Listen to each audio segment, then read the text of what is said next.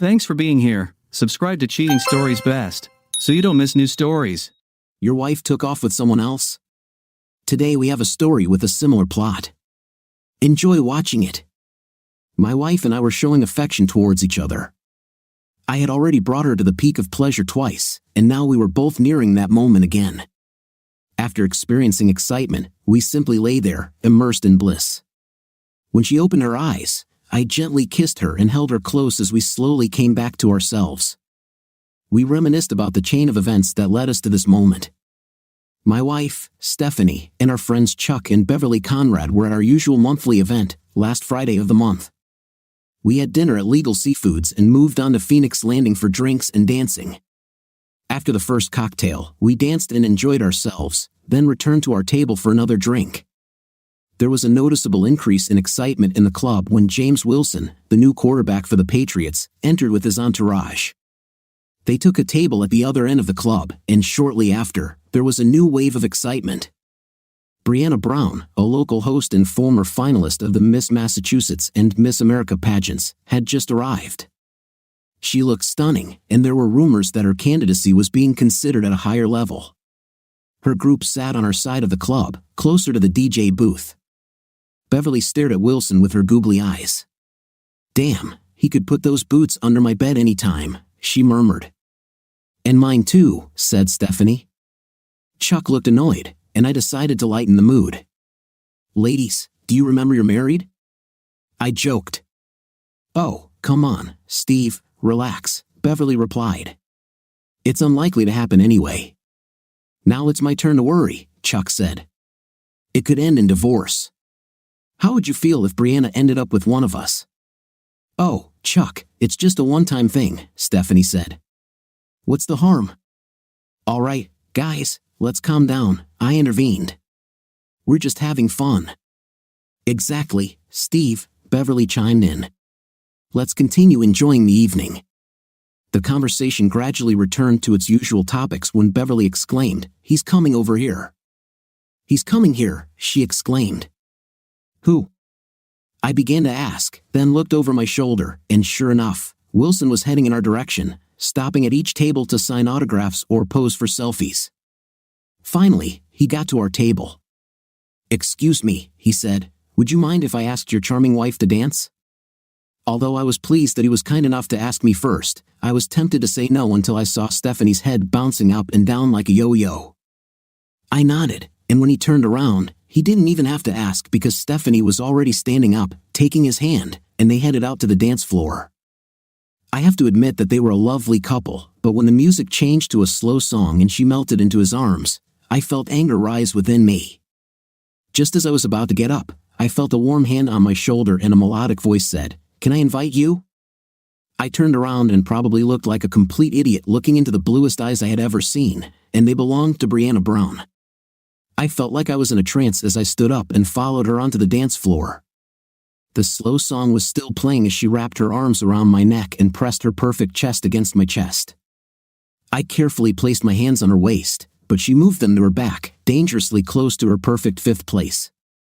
"Sorry, I don't want to seem ungrateful, but why me? There must be a dozen guys here closer to your league than me." Her laughter was delightful, and her eyes sparkled with a special sparkle. "I saw what happened to your wife in Wilson," she said, "and must have noticed my frown. I understand your feelings. I've seen this before, and I'm afraid it rarely ends well." "What do you mean?" "I don't understand. Almost every night, the woman leaves with him, leaving her husband alone and humiliated. In rare cases, the wife returns to her husband. I hope I can encourage your wife to make the right decision." "But why? Who are we to you?" She had a thoughtful look and turned away, but not before I saw a single tear in her eye. "This is a long story. Maybe I'll tell you, depending on how the rest of the evening goes. By the way, my name is Brian." "I know. I recognized you. I'm Steve Smith." She looked at me with a raised eyebrow. "Yes, Smith. I know, this sounds pretentious as hell. Why not just Smith, right? Well, my parents are originally from England and wanted to maintain a small connection with their native land. At that moment, the song ended, and I walked her to the table, thanked her for the dance, and returned to our table. Stephanie was already there, her eyes throwing daggers at me. So, the prodigal son returns. Did you enjoy dancing with this beauty?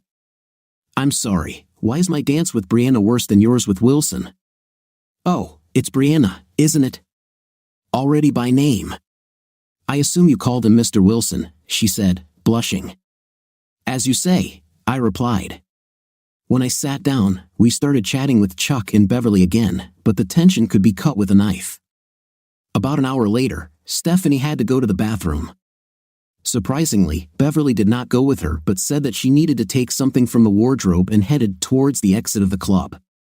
Beverly returned a few minutes later, but Stephanie was nowhere to be seen. When I got up to go check on her, Beverly looked worried but didn't say anything. My path to the restroom took me to Brianna's table, and she stood up, stopping me with her hand on my chest. Please, Brianna, I need to check on Stephanie. Steve, I don't think she's here. Wilson went to the bathroom around the same time, and neither of them returned. Come with me. I'll check the ladies' room, and you can check the men's. But I don't think we'll find them there. She was right. I had a vague suspicion, and we returned to my table. Chuck's eyes bulged at the sight of Brianna, but Beverly looked even more worried than before. Beverly, I said, Stephanie seems to have left the building. Do you happen to know anything about this? Chuck struggled to tear his eyes away from Brianna and look at Beverly. Beverly, he said, what did you do? I bought the coat and gave it to Stephanie at the front door. Why did she need it? How do you know she needs it? I understood this from the way she looked at me. She needed him to leave with Wilson. If I hadn't already been standing, I would have jumped out of the chair.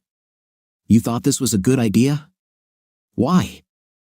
This may be the only time she will be with a real celebrity.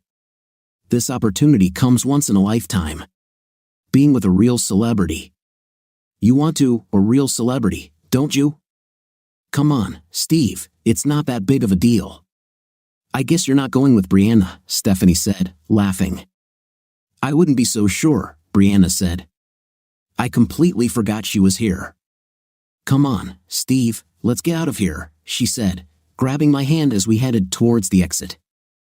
We grabbed our coats, and as I helped her put hers on, I said, thanks for the ego boost. I think I'll go home to my empty house to prepare for the end of my marriage. Why do you think that? This was just an impetus for narcissism. Let's take your car. Why should Stephanie be the only one who gets this once in a lifetime? I looked at her, expecting to hear gotcha, but instead, I saw a warm, bright smile. What the hell, I thought. I didn't have any better offers at the moment. So, with our arms around each other's waists, we walked to the garage and got into my car. Where to, my lady? I asked. And she directed me to an elite residential building. The garage attendant was about to shoo me away when he saw Brianna and motioned for me to enter. Brianna showed me where to park, and we took the elevator up to her apartment. I was shocked by her luxurious apartment. The living room had floor-to-ceiling windows overlooking the city. Brianna simply tossed her coat onto a nearby chair, and I followed suit.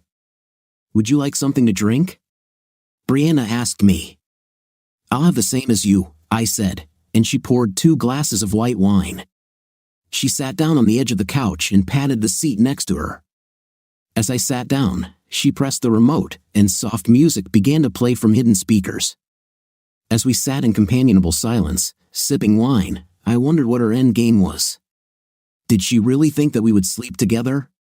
If that were the case, could I? I had no illusions about what Stephanie was probably going to do, if she hadn't already, but I believed in my marriage vows. The only problem was that Stephanie didn't seem to share my views on marriage vows. Could I break them? As Beverly said, this is a once-in-a-lifetime opportunity.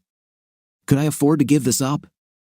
It looked like Brianna was going to try to take the decision out of my hands as she pressed herself against my shoulder and wrapped her arms around me. I was just sitting there, taking in the situation, not to mention Brianna's intoxicating scent, when she apparently became impatient with my indecisiveness. She stood up, pulled me to my feet, and we started dancing. Shyness was not the order of the day as she placed my hands directly on her 5th place. I began to realize that, in the words of the Borg, resistance is futile, and that I could enjoy and deal with the consequences later. This time, I didn't wait for her to make a move. I threw my head back, and when she turned to protest, I took her face in my hands and kissed her lips.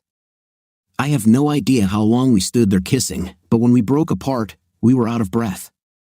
Her face was red, and I'm sure mine was too. She led me to her bedroom. I heard soft music as she sat me down on her bed. She began to unbutton her blouse, and as if in a trance, I unbuttoned my shirt.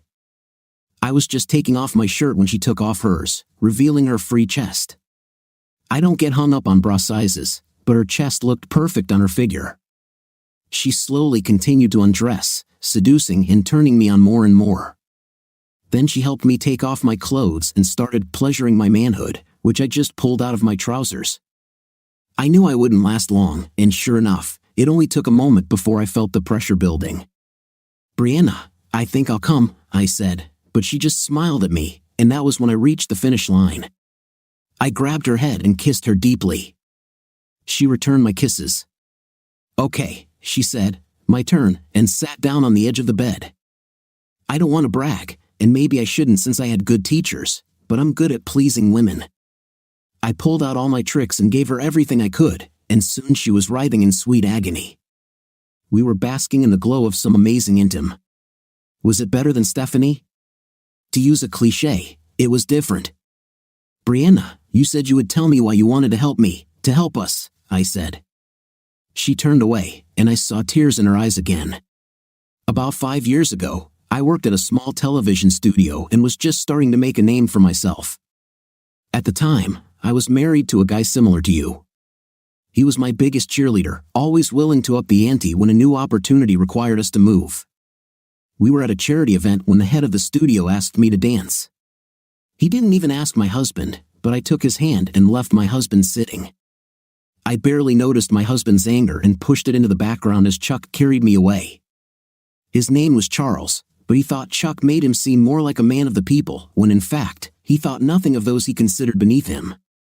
I can't say that he used any great seduction techniques on me, although he did make a few subtle, well, not so subtle hints that he could help my career. To my eternal shame, I left the club with him without even looking back at my husband. I was told that he put on a brave face but was crushed. I wish I could say the night was out of this world or at least my career really took off, but in both cases, the opposite was true. The intimate was uninspiring at best. He seemed to think that just being with him must be a big thrill. Meanwhile, rumors about our affair caused problems. He was a big enough fish that the dirt wouldn't stick, but they let me go with enough severance pay to keep me from suing. My career took a step back, but I've obviously recovered. Although my heart breaks when I think about my ex. I heard that he got married again and has children, which we always talked about. At that moment, she couldn't stand it, and I hugged her. My own eyes grew misty, thinking about how Stephanie and I talked about our son and future children, wondering if we'd ever have them. Now I noticed that Brianna had fallen asleep, so I pulled the blanket over her and hugged her as she unconsciously snuggled against me. I woke up to find myself lying in bed alone, with the delicious smell of bacon coming from the kitchen. I used the bathroom, walked into the kitchen, and was greeted by the sight of Brianna in a long t-shirt, her buttocks peeking out teasingly from time to time. She smiled at me over her shoulder. "The coffee should be ready," she said, nodding towards the coffee pot in the corner. I poured myself a cup of the nectar of the gods and sipped it until she placed a plate of bacon and eggs in front of me. We ate in silence until I addressed the elephant in the room. "So, where do we go from here?" For a few moments, she was lost in her thoughts. "First," she said, breaking the silence, "you and Stephanie must decide where you will go. Can any of you survive what happened last night? What about us?" She laughed, not without malice. "Steve, there is no us, at least not now. We had a wonderful night, but we barely know each other, and until you or Stephanie decide otherwise, you're married. If you can't figure it out, maybe we could see each other, see if there's more to it than intimate attraction. I must warn you in advance that my career comes first right now. If I get a better opportunity, I might have to move. Could you move out or settle for a long-distance relationship? In addition, in my position, people often pester me, and there may be gossip. I promise you right now that if we become a couple, all that will happen will be gossip. But you have to be ready to deal with it. Now, go home to your wife and see if there's anything left of your marriage that can be saved. Here is my business card. Let me know how it goes," were her words as she hugged me, kissed me warmly on the lips, and sent me on my way. I arrived home just as Wilson was dropping Stephanie off. He gave me a small smirk as he pulled out of the driveway. Stephanie and I walked up to the door at the same time. I opened the door, and she rushed past me, the smell of fresh shampoo and soap emanating from her. I followed her and closed the door behind me. "Where have you been?" she asked defiantly. Is she asking me about this? I thought. After what she did, I was with Brianna. She almost burst out laughing. "Yeah, as if you were probably holed up in a cheap motel somewhere, licking your wounds." She really drove me crazy. "No, you can ask Chuck and Beverly. They saw her ask me to dance, and then we left together. She probably just took pity on you, put on a show so that you wouldn't look like such a loser. She probably left you as soon as you left the club. Things weren't going at all the way I had hoped. I thought we could at least try to move past what had happened, but the complete lack of respect for me made that less and less likely. I decided that one more conversation might take us to the point of no return. So, I walked over to our closet, grabbed a large suitcase, and started throwing clothes into it. She just stood there with her arms crossed over her chest, a wry smile on her face, obviously thinking I was bluffing. Her look changed as I walked past her and headed for the front door. "Come on, you're not going to leave just because I had a little fling." "No, I'm leaving because of your disrespect for me. FYI, I did spend the night with Brianna, and it was amazing. I returned home in the hope that we could cope with our mutual indiscretions, but I see that this is now impossible. Don't call me, I'll call you when I'm ready to talk." I walked out of the house, not bothering to close the door, and saw her standing there, watching me as I got into the car. I didn't want to give her the satisfaction of seeing me cry, so I turned the corner, slowed down, and let my tears flow. I paid for a week at an extended stay motel, and before I could plop down on my bed, the phone rang. I was going to ignore it, thinking it was Stephanie, but when I saw it was Chuck, I replied. "Hi, Chuck." "Hello, Steve, what the hell happened?" Stephanie just called Beverly, and damn, was she pissed. She was furious. I almost screamed into the phone. She left me for some joke, and when I told her I spent the night with Brianna, she laughed. "Hey, Steve, Wilson isn't just some jock, and you have to admit that you and Brianna are a little hard to believe." "And you too," I said. "Damn it, you saw us together, you saw us leaving together. Does no one respect me?" "Of course, we respect you, Steve, but you and Brianna, come on, be serious." "Oh, but Stephanie and Wilson are quite believable. Look, I don't know what's going to happen to me and Stephanie, but I think I need to find new friends. Goodbye." "Wait, Steve, but I'm already disconnected." Stephanie and I went back and forth for a while. She even apologized for the Wilson stunt, but the real sticking point was her lack of respect for me. Even a call from Brianna confirming our night together didn't help. "Nice try, Steve," she said. "I think you're a charity project this month." I spent another week at the motel. Brianna and I dated a couple of times, and the hosts even teased Brianna about her new mystery man, but she just brushed it off. One good thing about being alone was that it gave me time to work on my writing. I posted stories on internet sites from time to time, much to Stephanie's displeasure, which I believe was another sign of her disrespect. Brian, on the other hand, when I complained that Stephanie put my texts aside and never read them, insisted on looking. I resisted, fearing further embarrassment. I shouldn't have worried. Brianna was impressed and even made some suggestions. I think that was the turning point, and I filed for divorce. Stephanie was stunned. "You're not seriously going to divorce me because of my stupid affair with Wilson, are you?" "Actually, no. But the fact that you consider my humiliation a stupid trifle partly explains why I'm divorcing you. You don't respect me. I wonder if you ever did. You don't believe that Brianna is interested in me and my stories, which you laugh at without even reading them. Brianna thinks they're pretty good, I said and walked out the door. Stephanie was struggling with her divorce, although I don't know why. Maybe she just didn't like the idea of losing our friends. I tried to help, but I think they made the situation worse by laughing at the idea of me and Brianna, telling me that I would never find anyone as hot as Stephanie. Of course, the court ordered a consultation. I went through the charade. I didn't do anything stupid like play on my phone during the sessions, but whenever it was brought up, I made it clear that I was simply no longer interested in marrying Stephanie. The counselor eventually relented and recommended that the court move forward with the divorce process, and Stephanie tearfully agreed. It was hard being a dad every weekend, but my son and I tried our best. It helped that the divorce, once Stephanie realized it was over, wasn't particularly acrimonious, and we were able to live together peacefully. Brianna was at the final court hearing, and as we walked out holding hands, the look on Stephanie's face was priceless.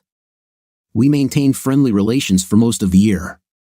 Although we were exceptional, we made no promises of eternity. With Brianna's busy schedule and no marital obligations, I was able to devote more time to my writing, and Brianna continued to provide valuable advice.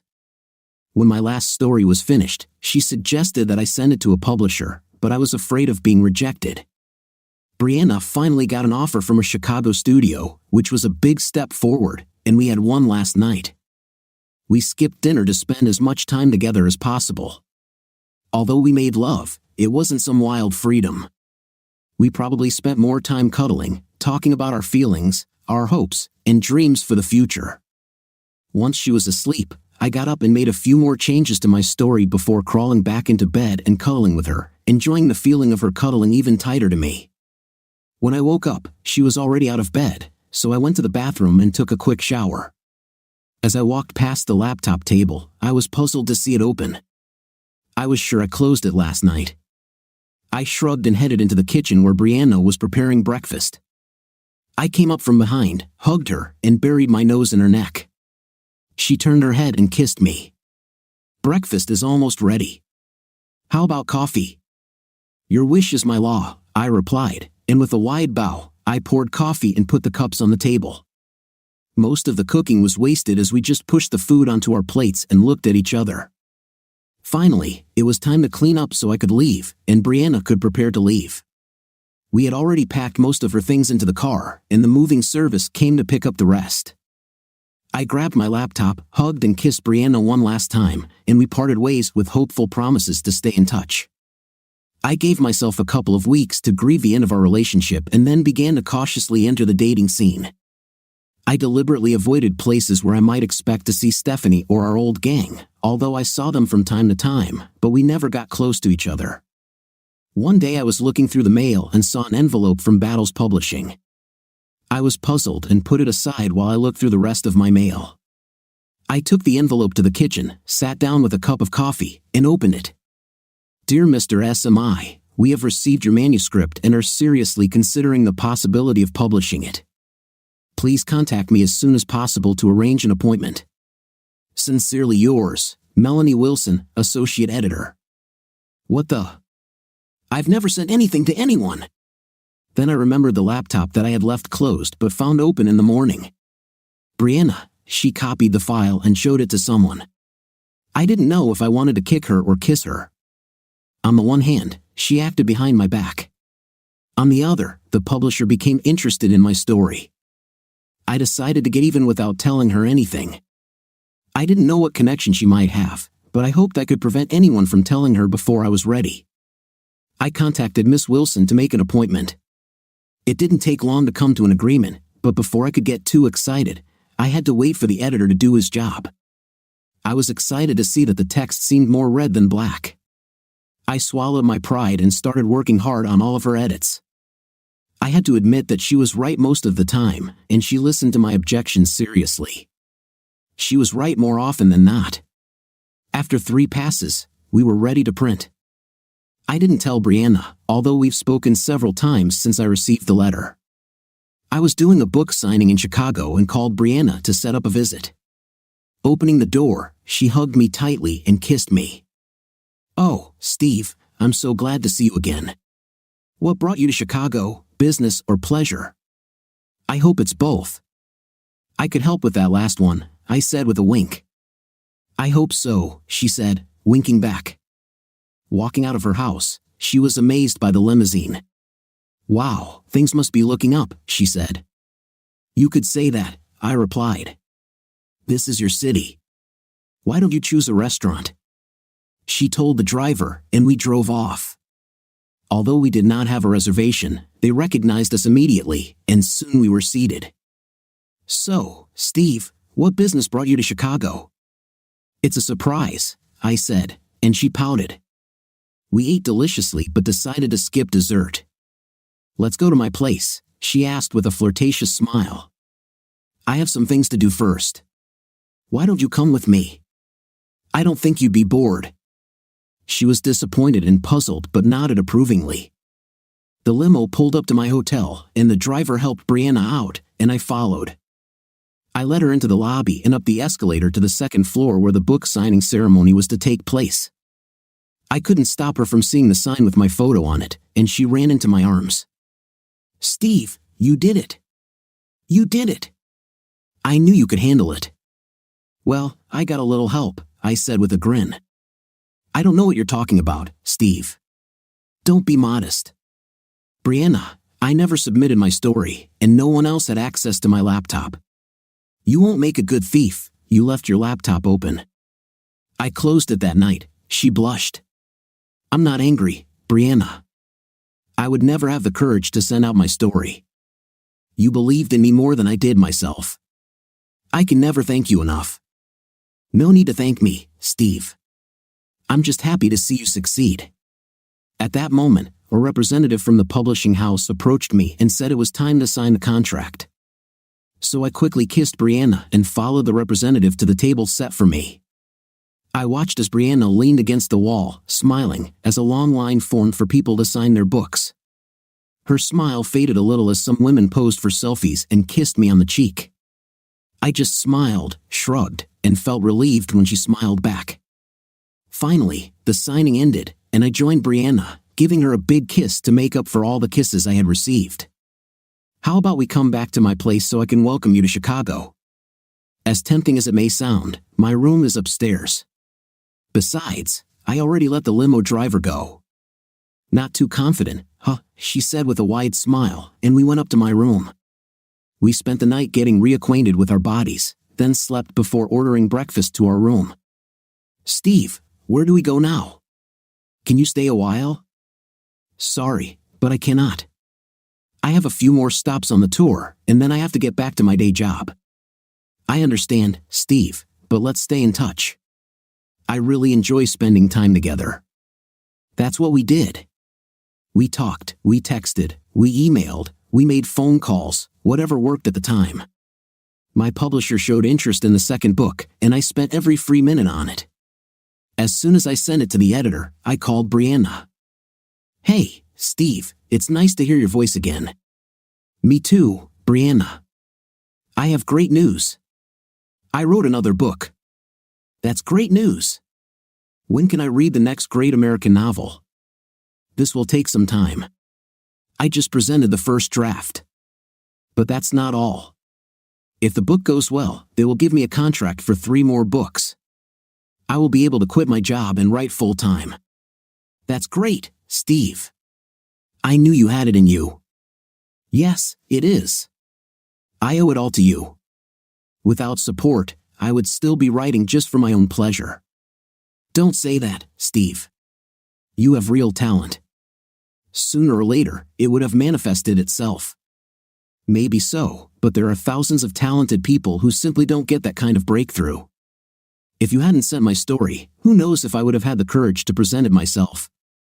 We argued, but she knew I was right. I don't know if it was my experience with the first book or if I just had more confidence, but the editing process went very smoothly, and the book was soon ready to go to press. I spent most of my vacation on my first book tour, so I had to take unpaid leave and plan my stop in Chicago for the whole weekend. I skipped looking for a hotel and spent the weekend with Brianna. I couldn't get enough of Brianna's amazing body and couldn't figure out why she was so attracted to me. And eventually, I had to open my big mouth. God, Steve, I love you, but you men can be so ignorant sometimes. She suddenly fell silent. Neither of us had ever said the L word before. Seriously, Steve, she continued, I can be as caught up as the next person in superficial attraction, but lasting love means seeing beneath the surface. Sure, you're attractive, but what's special about you is what's on the inside. Even after what Stephanie did to you, I had to practically seduce you into my bed. What could I say? She was right, and I had no idea. Sorry, Brianna. I don't know what my problem was. Maybe I just don't value myself. Maybe Stephanie has punched a hole in my self-confidence. But I shouldn't have projected that onto you. It's okay, Steve. I understand. You just continue to be a kind, caring person, and you will never have to doubt my love for you. She just told me she loved me again, and I didn't tell her I loved her, although being the shrewd woman I am, I think she knew. And yet I could not leave this thought in the air. I love you too, Brianna. I know, silly, she said and gave me a soul-searing kiss. The rest of the tour went well, as did book sales. When I got home, I invited Brianna to stay. We visited a few old places, and people who knew us before seemed amazed that we were still together. Others recognized us from our occasional reporting on the show. I even got some recognition from my books from time to time. We would cross paths with someone from the old company, but I was not interested in rubbing their nose in my success, both personal and professional. For their part, they seemed more angry than embarrassed. Well, life is too short to waste on fools. The first 2 nights, our love was wild and full of passion, but I had other plans for our last night. I took her to the most romantic restaurant in the city, where our conversation was full of endearments but nothing special. No, I didn't stage a big proposal at the restaurant. I knew that serious discussions would follow and wanted to find a more private place. Where are we going to dance today, Steve? Actually, I was thinking maybe we could go straight home tonight, if that's okay. Of course, Steve, she said, clearly not understanding what I was thinking. When we got to my house, I hung up our coats and asked her to sit while I got the wine. Sitting down, I handed her a glass and proposed a toast. For love and friendship, I said. For love and friendship, she repeated, and we clinked glasses. I sipped the wine quietly, watching Brianna. After finishing the wine, she jumped up, almost swallowing the ring I put in her glass. Do Thursday, she muttered. Is this what I think? I turned to her and took her hands in mine. Yes, Brianna, it is. I cannot describe how my life has changed since you came into it.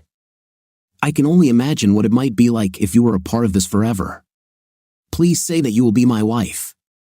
Oh, Steve, if you only knew how much I want to say yes, but I already told you that my career comes first. And if a better offer comes, I'll probably take it. I can't ask you to rearrange your life every time I change jobs. You won't have to. What do you mean? My last book was successful. Successful enough that a publisher gave me a 3-book deal with a big enough advance that I could quit my job and write full-time. And I did. Did what? I was discharged from my job. As soon as my lease is up, I'll be moving to Chicago. If you allow me, I would like us to be together. She just sat there with her eyes wide open and her mouth agape, and then she threw herself into my arms. Yes, I will marry you. We had a small wedding. My parents flew in with my son Danny, and Brianna's parents were there with her sister. We spent Saturday with my family, seeing as many places as we could pack into one day. And Brianna used her weather girl magic to give us a sunny day to get married by the lake. After tearful goodbyes, full of happiness, we went on our honeymoon to Barbados.